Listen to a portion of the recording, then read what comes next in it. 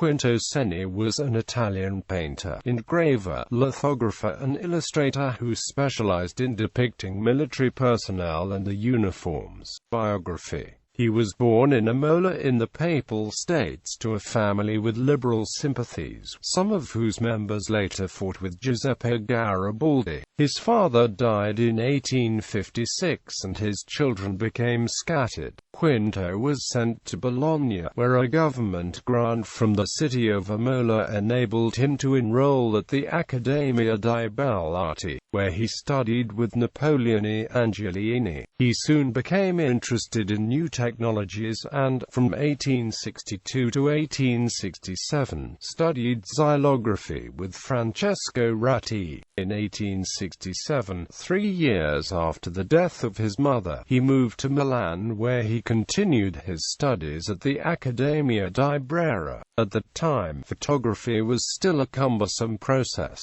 so Cenni had an opportunity to develop his skills as an engraver and lithographer by providing images for the numerous illustrated magazines that were coming into existence after the Risorgimento. After 1870, he worked for numerous periodicals, notably Emporio Pittoresco and l'Illustrazione Italiana. From 1887 to 1897, he was editor of l'Illustrazione Militare Italiana. By then, he had already chosen to specialize in military subjects, spending many hours on research to assure that the details of the uniforms and equipment were perfectly accurate. Sometimes, he consulted with foreign experts on weaponry specifications. He strove to make daily life in the barracks as interesting as the more dramatic maneuvers carried out during summer in the picturesque Italian countryside. Peacetime soldiering was portrayed in his works as a generally attractive and challenging fulfillment of one's patriotic duty toward the newly unified Italian state. Even after the beginning of World War